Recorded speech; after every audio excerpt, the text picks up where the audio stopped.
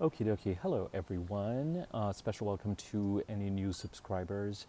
This is an important video because it's alerting you to the fact that the weeks of May 12th and May 19th are important weeks and weeks in which to pay attention to events that occur. Some of these events are going to correlate to other dates that have happened this year, and I will break all that down for you.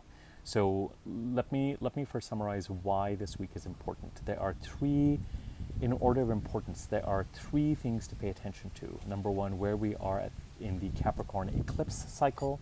And if that sounds like gobbledygook, don't panic. I'll break that down for you in a second.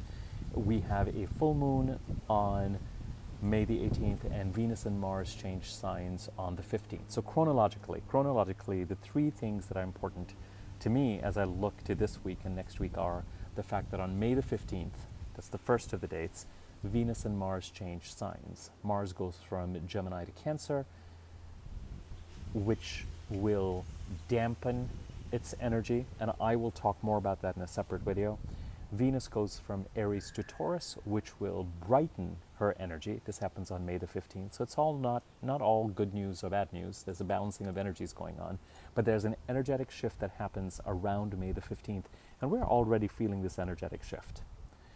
Number two, May the 16th is 2 months to the date of the Capricorn lunar eclipse on July the 16th. And I have found that the 2 months before, the 2 month marker before the actual eclipse, lunar eclipse, for solar eclipse it's 2 months after, for a lunar eclipse it's 2 months before. So if we have a lunar eclipse in Capricorn on July the 16th, May the 16th is an important marker, an important date, and I'm going to explain more in a second. And really, when I look at May the 16th, it's the week before and the week after that you have to pay attention to events that occur, and they'll be correlated to other events, and I'll talk about that in a second.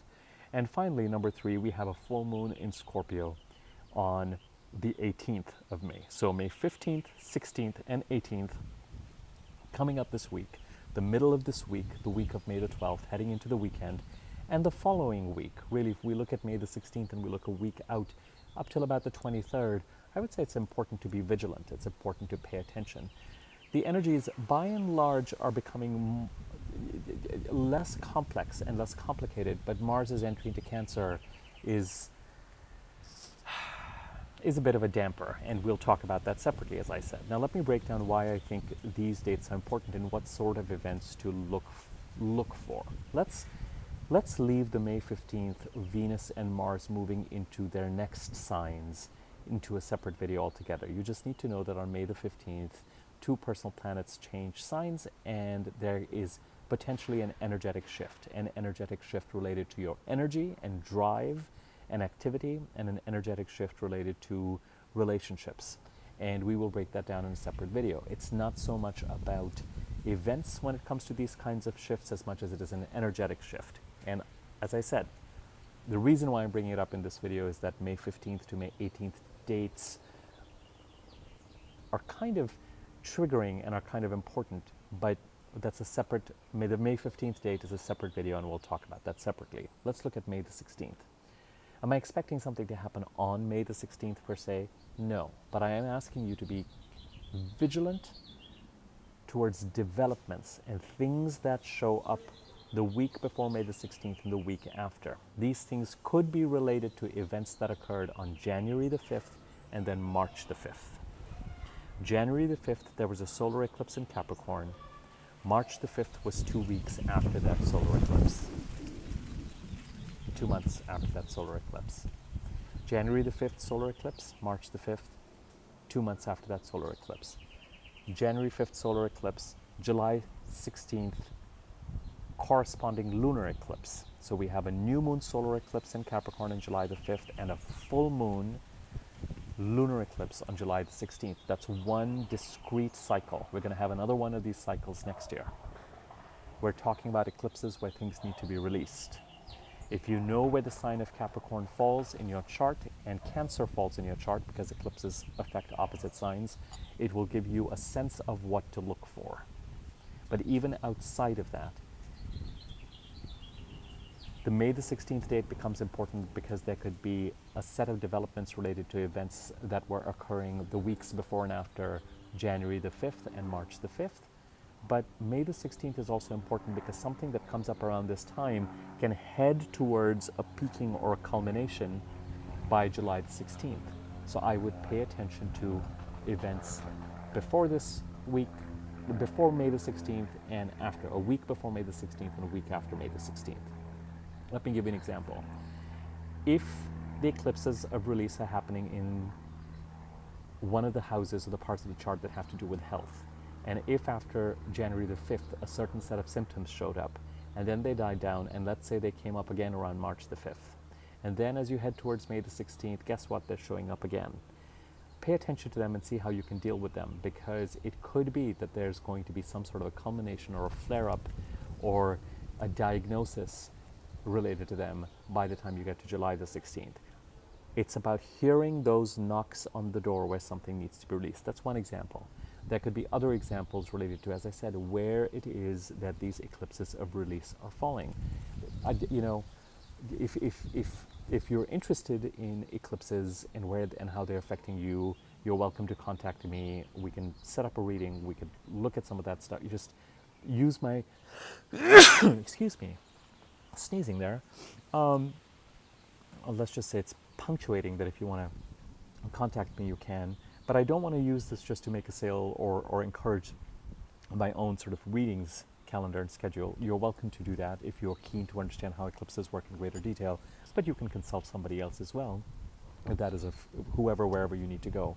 Helps to know where they are, but the larger question for the purpose of this general video is, if you look at January the 5th and March the 5th, and then May the 16th, and then July the 16th, that is one discrete cycle, with January the 5th and July the 16th being the starting and end points, and March the 5th and May the 16th being important markers. And even if the eclipses in Capricorn and where this is happening doesn't have much of a correlation, the most important thing is really just pay attention to things that are coming up the week before and week after May the 16th. The reason why I find it important and telling is that May the 16th falls 2 days before the Scorpio full moon. And full moons always bring a certain amount of intensity. They can bring positive intensity because things are coming to completion, or contracts are coming through, or something is coming to culmination, or you're being pushed into the limelight in some way. Or full moons can be a little bit more challenging because there's an emotional meltdown, or the full disk of the moon is revealed, so something comes to light, or the emotional and intuitive, but especially the emotional bubble bursts to reveal some sort of truth, either yours or someone else's, and then you have to deal with the consequences because the emotional bubble just can't be contained anymore. There's some sort of a meltdown, there's a tantrum, there are tears, whatever it is. So the new moon that we had was on May the 4th, and as I had explained in that video, you're welcome to take a look at that one. From May the 4th to May the 18th, there's an increase in energy. And certainly the May the 4th new moon in Taurus may well have brought subtle but unmistakable things to you. And I would still maintain that it's a good week coming up to get communications out related to that new moon. Now, after the 15th, once Venus comes into Taurus, because the new moon was in Taurus, Mercury came into Taurus, May the 4th, the new moon in Taurus, May the 6th, Mercury came into Taurus, encouraging greater communications, written, verbal interactions, and then on May the 15th, Venus comes into Taurus, and she rules Taurus. So whatever's happening in Taurus related to this new moon is continuing to grow. So when you can find the time, continue to look to May the 4th and see what were the things that came to you around and after that date, and see if there's still something that can be grown and pushed and nurtured and communicated on, and missives sent out, and all of that work can happen. I just have a feeling that this week there are going to be other things that are going to get your attention as you head towards the Scorpio full moon, wherever Scorpio sits in your chart. That bubble, Scorpio full moon is always carries a certain amount of intensity, and even if it's well placed in your chart. And this one has the markings of a certain amount of intensity. So as you head towards the 18th, really exercise a certain amount of care and observe what is being revealed, observe what is being completed, observe what bubbles are bursting, whether it's yours or somebody else's, and what the truth is behind that, and what is being revealed in terms of what needs attention. And really, 15th to 18th, and maybe even the 19th and 20th, just be really vigilant. So the week before May the 16th and the week after May the 16th are important from an eclipse cycle perspective. But the fact that May the 16th falls 2 days before full moon, and really as the full moon is growing, makes me really encourage everyone to just stay really vigilant. Sometimes when we look at the 2-month marker before the eclipse, which is on July the 16th, sometimes it can just be a communication. Sometimes someone reaches out to you and it sets into motion things that if you become used to looking at these things, you can pinpoint to what they are. If you're not yet used to them, you may get to July the 16th and may not remember it. That's something, whatever it is that is coming to completion or melting down or occurring around that time, or ending, or getting eclipsed from your life in some way, or whatever it is that's getting eclipsed from your life in some way by that date, you may not remember necessarily that it was the week before May the 16th or the week after May the 16th that really the important or the initiating event occurred that was somehow related to January the 5th and March the 5th. So that's largely it. I realize there's a lot of information. Let me summarize it so that it makes your life easier. May the 15th to May the 18th has some important astrological markers and events. May the 15th, Venus and Mars change signs. So there's an energetic shift that's already occurring, but we will talk about that in a separate video. May the 16th is 2 months before the lunar eclipse on July the 16th. The dates related to these eclipses of release in Capricorn are January the 5th, March the 5th, May the 16th, July the 16th. It's likely that things that come up the week before May the 16th or the week after May the 16th may reach some sort of a culmination by July the 16th, and they may be related to events or developments that started January the 5th and then had another marker on March the 5th. Okay, that's one set of timelines.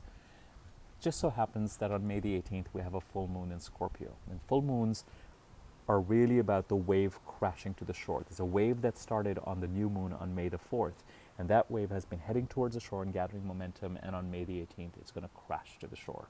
That's one way to look at it. The pot of milk boils over. You know, it's a full moon. Things are revealed. There's greater energy and intensity. And I'm going to do a separate video on the full moon in the coming days, so we'll talk about that later.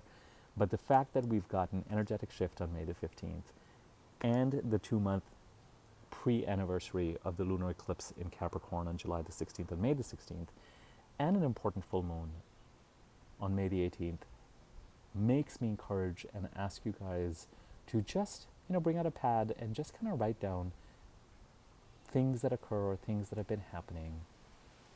And if they have some sort of a symptomatic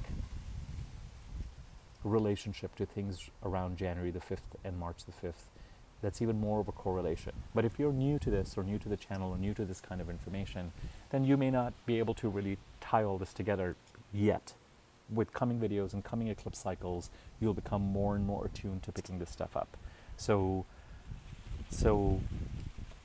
just remain vigilant, and the week before May the 16th and the week after May the 16th are important, and really the days after May the 15th till May the 20th really might have a certain amount of intensity associated with them. So remain as patient and vigilant as you can. And some people's advice is around full moons to say don't pick your battles, and I feel differently. I think if there's certain truths and there's certain communications and there's certain emotions that have been suppressed, then sometimes it's important to let that tantrum or that meltdown happen. Sometimes it may be directed towards you, but at least look at it from the perspective of a truth being revealed. I'm not going to say that I encourage immature communications, but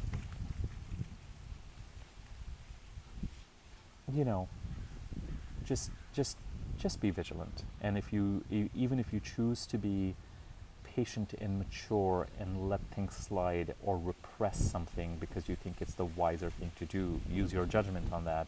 But I would say very much pay attention to what it is that's coming to culmination or coming up to a boil. May the 15th to May the 20th. Okay, more videos are going to follow. I'm going to do something on Venus and Mars changing signs. I'm going to do something on the full moon. And I may, around May the 16th, just reiterate this message again with regard to a reminder to think about things that have been occurring the week before and week after May the 16th. Okay, May the 16th be with you this time. And I will leave it at that. Take care.